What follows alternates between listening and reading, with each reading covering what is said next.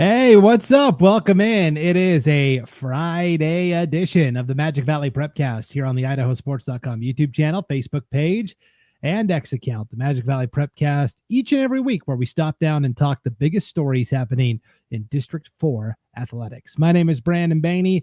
You know the rules on Fridays. We dress casual, so I've got my Red Sox jersey, my Red Sox hat. Big game against the Yankees tonight. Before we get to baseball, in Idaho, there's a lot of exciting high school activities that are starting tonight. A couple of big volleyball tournaments, obviously the first football games of the year, and even golf got started earlier this week. We're going to cover it all in just a moment. But first, let's bring on our Magic Valley resident and expert, Scott Burton. What's up, Scotty? Hey, Brandon. Gosh, had I known it was, fairy tale dress up day, I'd have donned my Dodger jersey for you. We're still mad at you. Oh, yeah. Well, I think right now it's the Milwaukee Brewers world, and everyone's just kind of orbiting them. I mean, holy smokes. They can't lose. It's crazy. Yeah, I get hot at the right time. That's all it takes. I mean, it's such a long season that it's so streaky, and you just hope that the last streak is the best one, because that's how you win. Obviously stay healthy, but man, they are getting hot at the right time. And I did have a little something on your Red Sox last night. So I was happy to see them, especially that bomb in the ninth inning that kind of gave them a little separation. I was very nervous because they were like 2 for 18 with runners in scoring position. And I'm like, that is not a way to win a game, but one swing of the bat can change it. So that's, yeah. Sure. So that's all right. One time a year I root for the Red Sox, and it's when they play the Yankees. For sure. Well, Scott, check with that, buddy. I think a team that we can all root for is team teachers, team administrators. It was the first week back at school for you and so many others throughout the Magic Valley. How did the first week back go? You come back and God, you do it so long. It's like just kind of riding a bike again. But the longer you do it, it's like, I don't want to ride a bike anymore. Can somebody carry me? Or I don't know. You've been doing it your whole life. And it's funny how when you go into education, I mean, you think about it, you are absolutely trained from this date to this date. Summers means something to you, and you just live your life in that cycle. And so you figured you start when you're 5 years old in that routine, and I'm 55 now. That's 50 years of doing that cycle. And so it's so routine. It's crazy when you think about it, but it's good to be back, give you something to do, and I mean, I still wish I were on vacation, but yeah, talk about fantasy land. Yeah, Scott, you're still there. Oh, tell me about it. Yeah, for sure. Well, Scott, our first athletic competition of the season was on Wednesday. Fittingly enough, we kind of wrapped up last school year, the 24-25 school year, talking about state golf taking place in Burley at the River Edge course. And now we're going to start the 2025-26 school year by talking golf in Burley at the River Edge golf course. First kind of opening golf tournament of the season, the Burley Invitational. Several Magic Valley teams were there. A couple of East Idaho schools came over as well. Pretty good, fun day of competition. This happened on Wednesday over in Burley. Yeah, no, great time to play golf. And I'm telling you, when they moved 6A and 5A golf to the fall, man, that made an absolute world of difference in not only the scores are better, obviously, because you're not playing in 35-mile-an-hour sideways winds, and the participation is getting a lot better too, and so there's a lot of kids out, 12 teams, girls teams, 12 boys teams at Burley. You get to these tournaments and it's now, hey, first paid entries get in because everybody wants to play now. And this is a good one. This is a good little kind of litmus test right at the beginning of the season to see where you stack up. Yeah, let's start on the boys' side of the competition where, to the surprise of nobody, Scott, Twin Falls wins the team title. Century was second. Shelley was third. So East Idaho kind of took 2, 3, and 4. Pocatello in there as well. In terms of Magic Valley teams, Twin Falls won. Canyon Ridge 5, Wood River 6, Jerome took 8th, Minico 9th, Burley tied with Preston for 10th, and then Mountain Home finished in 12th. But it wasn't the fact that Twin won, because we knew coming in Twin was going to have a really good team. But they shot a 298 as a team, Scott. That's scintillating for the season opener. Yeah, it is. And, you get a guy like, Brody Payne, and we've been talking about as just a premier golfer, shoots 3 down to win it. But it's, in golf, it's about having 1 through 5, or, the depth in it. The back end of that is what's going to do it. And, toss out the worst score. And, they're playing with a 69, a 71, a 75, and an 83. And they win it going away. And if you shoot under 300 in high school golf on the boys' side, you've got something going on. And year after year, it's the same song at the end of the season. Is it going to be Bishop Kelly? Is it going to be Twin Falls? And again, Twin is poised right there to make another run. As in this invitational, they took first individual with Payne, and then Braden Scott took second, just 2 shots back. Oh, and they took the 5th individual as well. So they're loaded again. Yeah, really, if you look at it, we've got the top 5 placers from this meet. Well, there was a 4-way tie for 5th in that boys' side. So really here, like the top 8 individuals, 6 of the 8 were from the Great Basin Conference. You mentioned it. Brody Payne of Twin shoots a 69 to win it. Braden Scott, 2 strokes back at 71. He took second. Ike Redder from Burley finished 3rd. We've heard his name in other sports, baseball especially. Ike Redder shoots a 73. Jerome, Kyler Barker, a 74. That's only 5 strokes back of the leader. And then you had this big tie for 5th, 2 kids from Century, and then James Dunn from Twin and Andrew Wilson from Jerome all shot a 75. So really that top 8 only separated by 6 strokes. That's pretty good. Yeah, it is. I mean, there are obviously some really good golfers, but when you run down the scores, it's all about the back end. I mean, what are your 3 and 4 doing? Because there's the ones that are going to make or break whether you win or lose. And you just can't be throwing up triple digits or anywhere close to that if you want to survive. And you look at Twins, their worst score was an 84, like we said.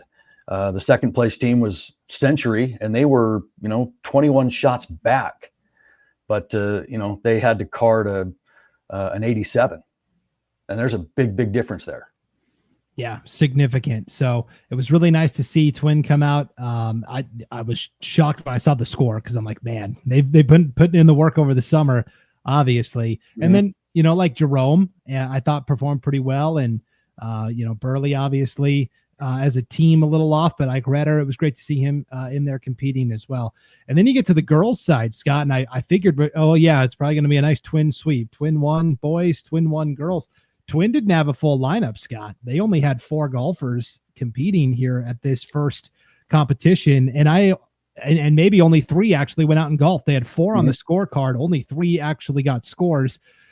So I'm wondering if part of that is just not enough practices yet, right? Because with golf starting so early, you pretty much can't miss a practice early on if you want to play in the first competition. No, you can't. And, you're going to run into that the first game or meet of any season. Because that window is so small after, dead week that you can't miss. And you're absolutely right. So, there's something going on there. Twins got plenty of girl golfers. We all know that. But Canyon Ridge just kind of kicked the door in on this tournament a little bit, didn't they? Yeah. So with Twin not getting an official score due to not having 5 golfers, yeah, it opens the door for their cross-city rival, Canyon Ridge, 368. That is 20 strokes ahead of the second place team from Shelley, and Jerome a distant 3rd at 403. Mountain Home took 4th. Burley finished 6th. Minico took 7th among the teams that filled out a lineup there. But yeah, boy, Canyon Ridge winning by 20 strokes. And let's not forget, they are a 6A program now. So they're going to be golfing against 6A powers like Madison and Thunder Ridge. And that's who they're going to have to compete against down the line. Yeah, and they had the overall medalist who shot a 74, not too shabby on the girls' side. The top 2 finishers there were both in the 70s, 74 and 79. And that 79 came from Mountain Home. Mountain Home. Wow, it's so small. Can't even I read know. this. I know. Basically, to get golf results, you have to hope that a coach took a picture of the little handwritten scorecards that are up on the wall before they took them down and threw them away, and then B, you have to hope that you can actually read the print. I appreciated here, Coach Draper from Burley, the golf coach. He had the names typed out, so it is a little. I had to zoom in a little bit, but it's a lot easier to read than like a coach's chicken scratch. Oh, well, you're not kidding. It's terrible, and and I refuse to put on readers. So it's like I am making names up here. So like for Canyon Ridge, Danica Humphreys, right? I think it's Dakota Humphreys. Or see, yeah. It's I can't see. Oh no. You're right. Danica. Oh, okay. That's what I'm talking. I don't need no stinking readers. You kidding me? You passed the eye test, Scott. Yeah, I did. But yeah, good for Canyon Ridge, many shots ahead of second place, Shelley, and then third, Jerome Tigers. How about that? Yeah. And fifth place medalist right there too. So good showing there for Canyon Ridge and Jerome. For sure. Your top five was Danica Humphreys from Canyon Ridge, 74. Julie Clefforth, Mountain Home, 79, 5 strokes back. Then a pair of Hyams from Shelley. I'm not sure if they're sisters, not sure if they're cousins. Hyam is kind of like Smith over in Shelley. Mallory Hyam and Ellie Hyam, 80 and 83. And then Caprice Belkey from Jerome rounds it out at 5 with 89. So way to go. Yeah, how about that? So golf season underway in beautiful weather. Man, if they would have had golf in the fall when I was going to school, then that's what I'd have done instead of running track. Right. And playing baseball. When I was in junior high, Montana officially switched golf from the spring to the fall, kind of like they did here in Idaho. And the school I went to, we had an all-state quarterback that ended up playing for the University of Montana, but he was also a really good golfer, and he had to write a special petition to the state to compete in both golf and football his senior year, and he got that special exemption. And so it was kind of interesting how he split up that practice time. But yeah, that's one of those things you can just kind of go out and practice on your own. Makes it a little easier to do. So yeah, I love golf, love playing. Love throwing my clubs, love inventing new 4-letter words. It's awesome, let me tell you. No doubt. Well, I know you love football as well, Scott, and we have got some fantastic matchups on tap here in week 1. If you want a whole statewide breakdown of everything that's happening, I would direct you to Gem State Game Day. We do that every Tuesday night at 8 o'clock Mountain Time. We're on for about an hour talking live about all of the matchups going on around the state, 6A down to 3A. That's kind of our 11-man football show. And then Wednesday nights at 7 o'clock Mountain Time, it's our Idaho 8-man Prepcast, where we're talking specifically 8-man football.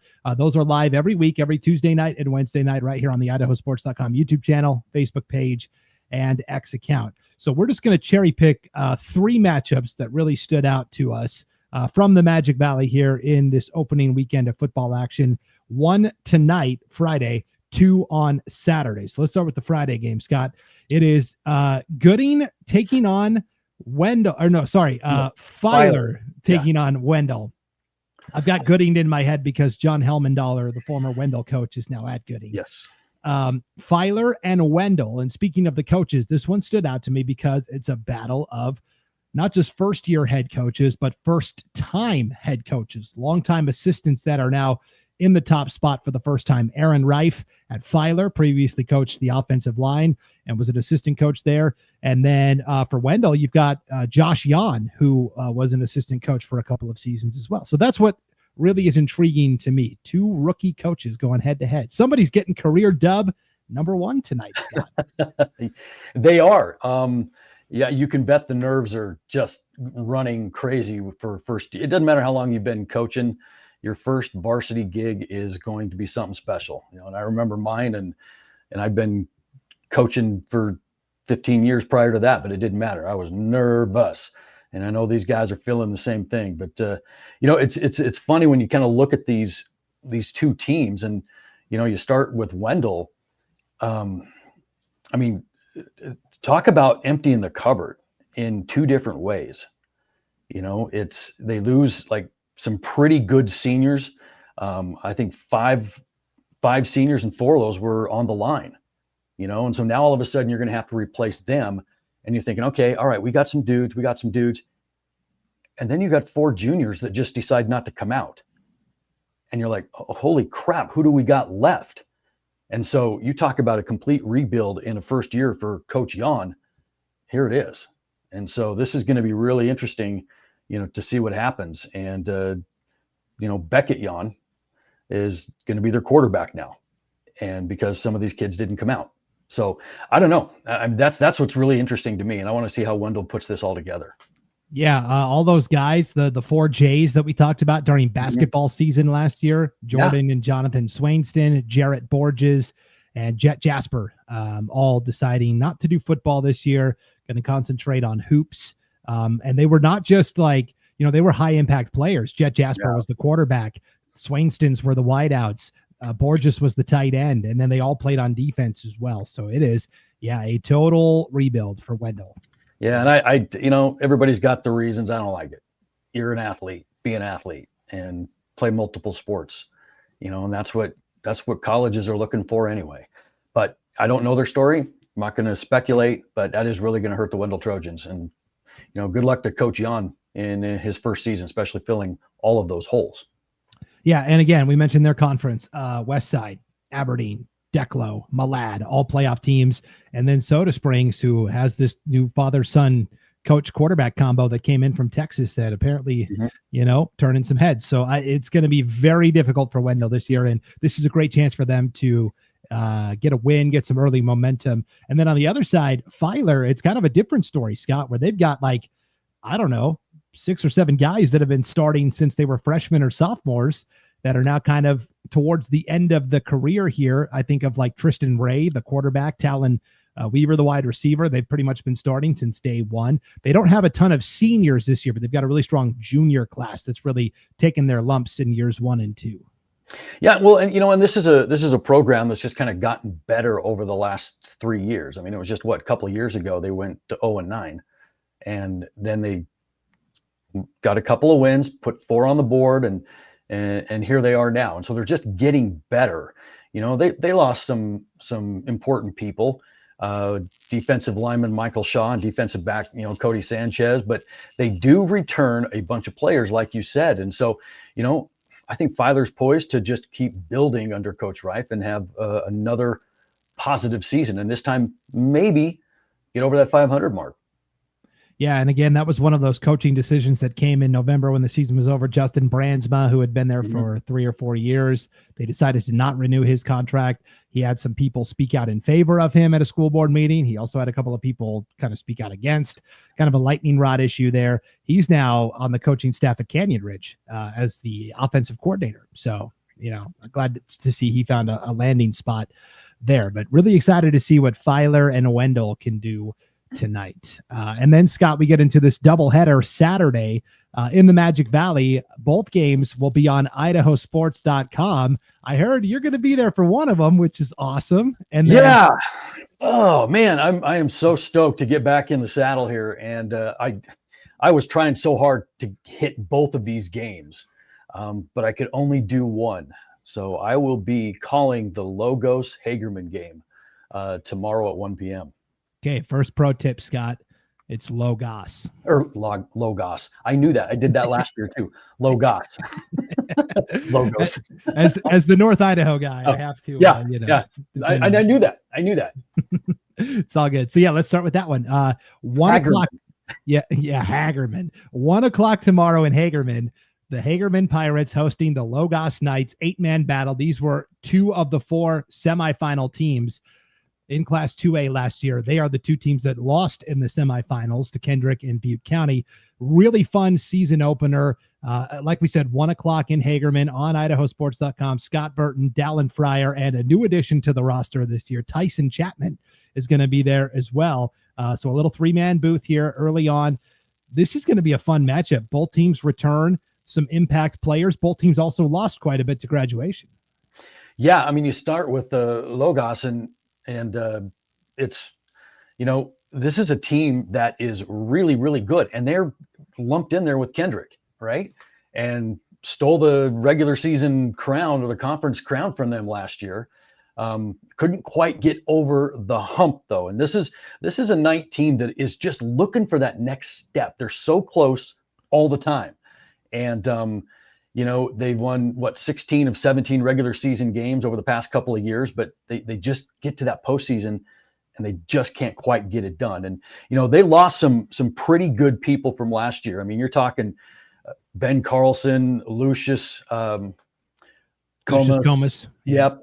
Gunnar Holloway and Seamus Wilson. And that's a guy that we've talked about before, their quarterback. And so they're going to have some faces to, replace. And it's going to be a big year for junior quarterback Baxter Covington to see what he can do with this Logos team. But, they've got enough weapons that they could be relevant again this year. And you talk about, their rivalry with Kendrick. I mean, that Logos and Kendrick rivalry has been something else. And, and Kendrick's bringing their own storyline with Ty Kep being their quarterback. He's not even 20 years old.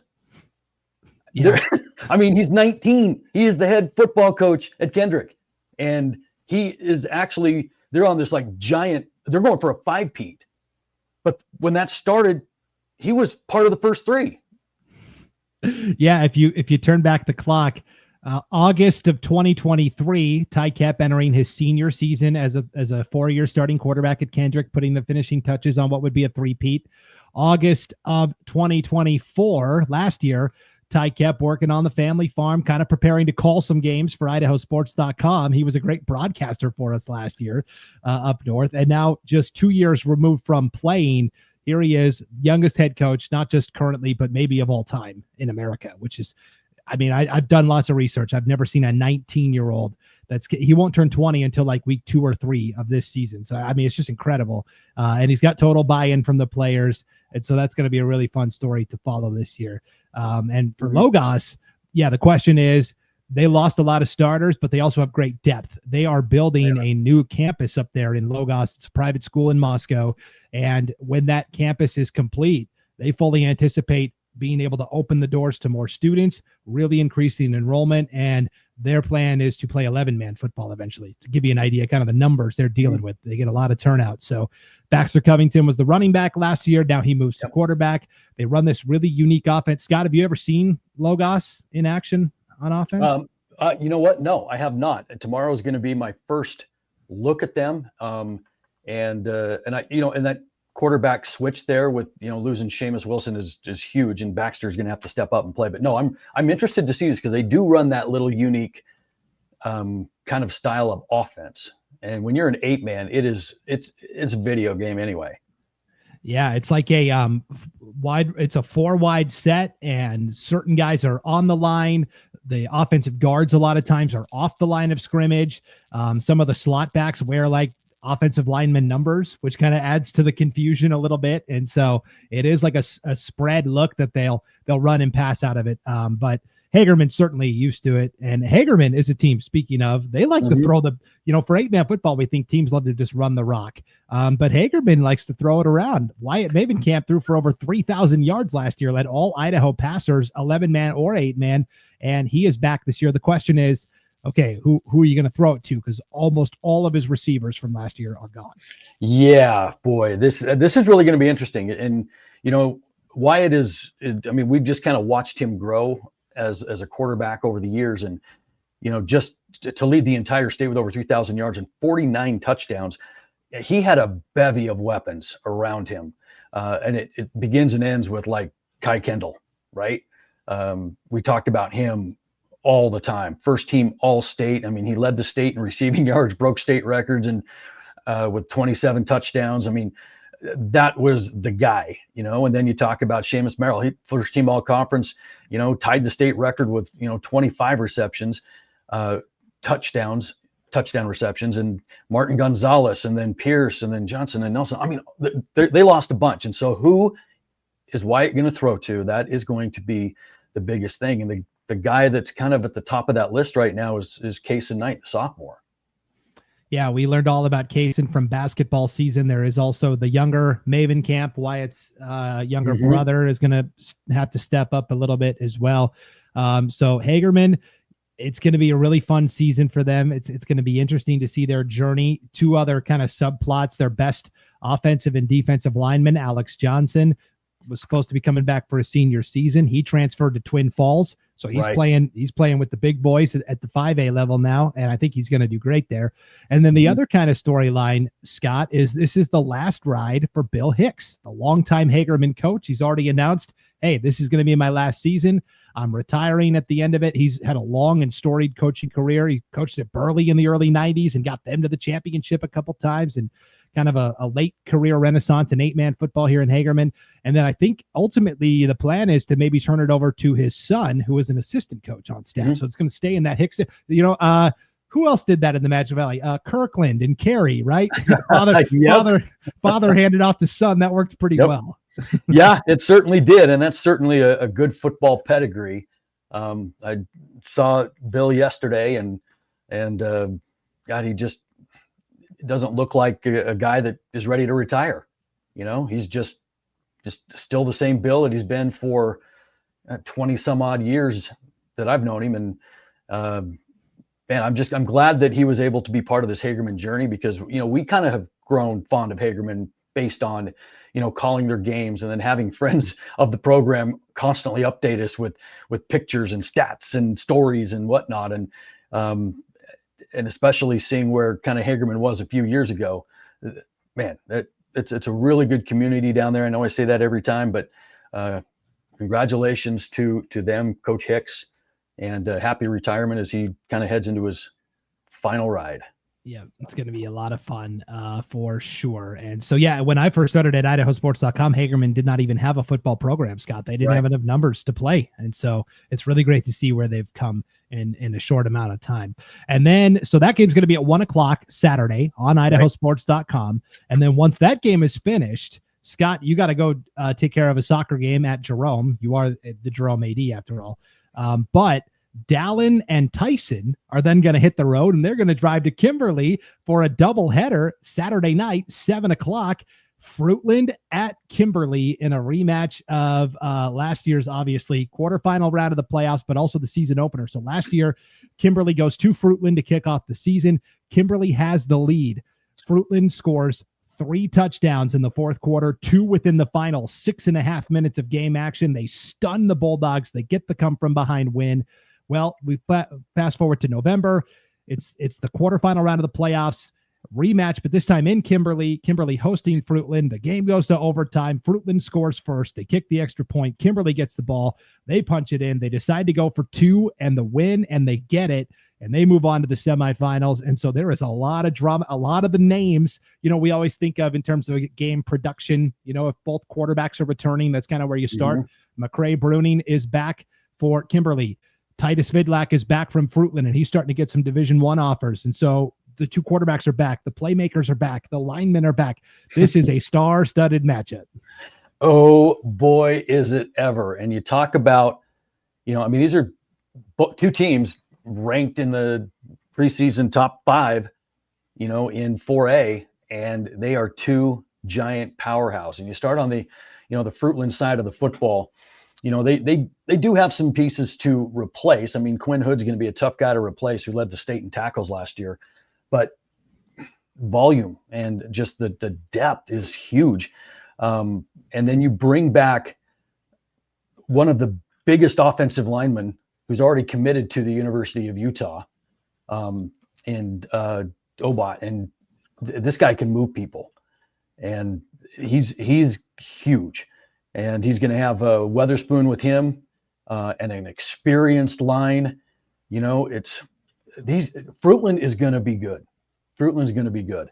And then you look at Kimberly, and it's the same story for Kimberly year in and year out. It's just going to be speed and athleticism. But having their quarterback back certainly helps. He's Johnny Millenkamp at running back. Joe Barrett, he's got people who he can get the ball to in space. And that's kind of what Kimberly's game is, just get their athletes out in space and let them go. The big question mark is going to be their line position, their line play, and I think that's going to favor Fruitland. So I don't know. 2 heavyweights going at it tomorrow night to start the season. I love it. I will say, if it does come down to, because I think you'd agree, the offensive skill guys, maybe lean Kimberly, the trenches lean Fruitland, defense, both are pretty solid. If it comes down to the kicking game, Kimberly's got a little secret weapon. Eddie Paz, great senior, made several big kicks last year, made the game-winning field goal as time expired to beat Sugar Salem in the regular season. So that's kind of a little ace up the sleeve, if you will, for Kimberly coach Joe Dilly. So. Yeah, and it's funny because you don't talk a whole lot about kickers in high school football, around here. But it seems like we do when it comes to Kimberly. For some reason, we do. Because their kicking game has played a role in many, many, many big wins for them. And so you're absolutely right. That's a good X factor to have. Yeah, it is going to be so much fun. Saturday, Magic Valley doubleheader on IdahoSports.com. Logos at Hagerman, 1 o'clock, and then Fruitland at Kimberly at 7 o'clock there. So we've got other games going on around the state tonight in Idaho, of course. If you want to see the full rundown of what we're broadcasting, all you got to do is click on the game streams tab at IdahoSports.com right there on the homepage. Among the highlights tonight of what we're broadcasting, Scott, Coeur d'Alene and Rigby resume their rivalry in Rigby. Probably going to have 2,500, maybe 3,000 fans at that game, if I had to guess. We're going to have a rematch of last year's 2A state championship game, Butte County and Kendrick. So, Hey, Logos and Hagerman, you want to see how your fellow semifinalists look this year? Tune in to IdahoSports.com tonight. And then for the first time since 2007, Scott, North Fremont and South Fremont are meeting. Opposite ends of the county, haven't played since 2007, but here they are renewing the rivalry. So wow, I didn't know that fun little fact there. And again, you look at these matchups on the very first week of the season. I tell you what, I'm looking at that 4A classification, that top 5 with Sugar, Fruitland, Homedale, Kimberly, American Falls coming in at 5, especially those top 4. And we say it every year when it gets down to the playoffs. Those guys are tough, and they just beat each other up. And now here we are,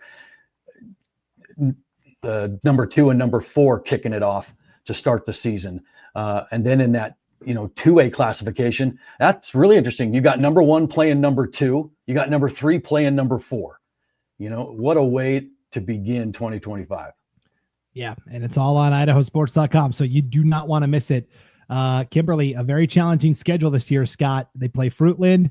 They do play Homedale. They play Sugar Salem. So, I mean, they're gonna know where they stand this year as we go along. So it's going to be a lot of fun to chart their progress throughout the season. So, well, and that's kind of been what they've wanted to do over there is when you talk about the 4A ranks, I mean, it really does lie in the Treasure Valley with that bevy of teams. And then you throw Sugar in the mix over in the East, but it's really the same cast of characters.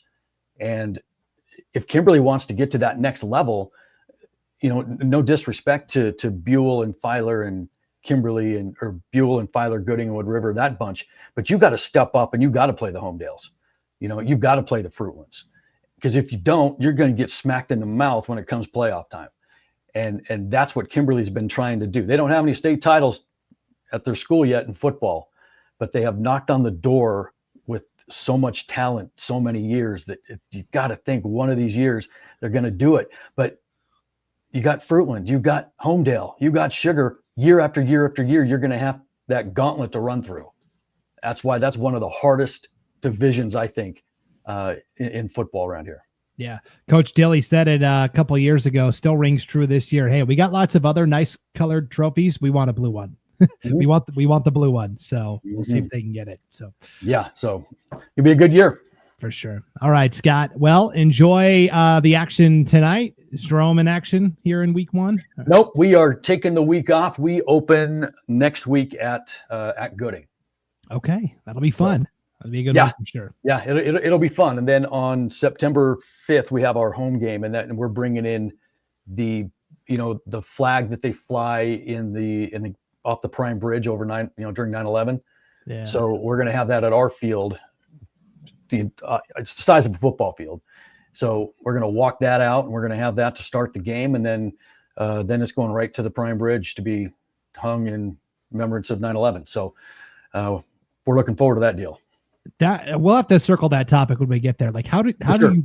you get that set up? Because last year I was at Rigby for a game and they had the same. They had a flag that took up the length of the field, and it was the actual flag they used in the NFL season opener in Brazil when the Packers played the Eagles last year. They had that flag at Rigby, and I was like, how do you have to know somebody, obviously, but I would love to explore that with you, how you get that set up, because that's going to be really cool in a couple of weeks. So yeah, for sure. We're still putting the whole thing together because it is a production. And once we get down there, maybe the week of or the week after, I show you some pictures and tell you the stories, and should be fun to talk about. Yes. Okay. A little bonus comment here. All right. I know it's not Magic Valley, but it's St. Mary's varsity versus Lakeland JV tonight in football. This is a player on the JV team. Who you think is going to win tonight? You know what? Oh my goodness.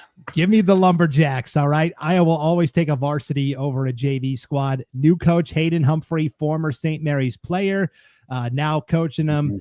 I like the Lumberjacks tonight. Yeah. I saw that on the gridiron picks when I was making those, and I'm like, are you serious? Hey, and I'm with you. You got to take a varsity over a JV team any day of the week. But I love the fact that some JV kids are stepping up to play. Love that part of it. So 100%. Hey, good luck, young man. Good luck.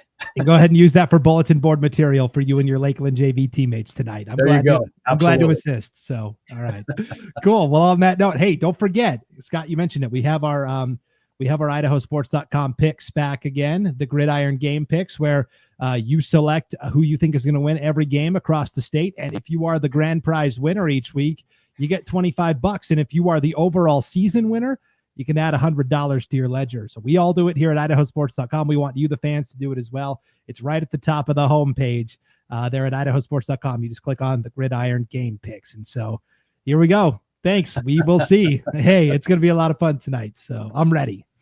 All right, let's do it. All right. Thanks for tuning into the Magic Valley Prepcast, everybody. For Scott Burton, I'm Brandon Baney. We'll see you next week on IdahoSports.com.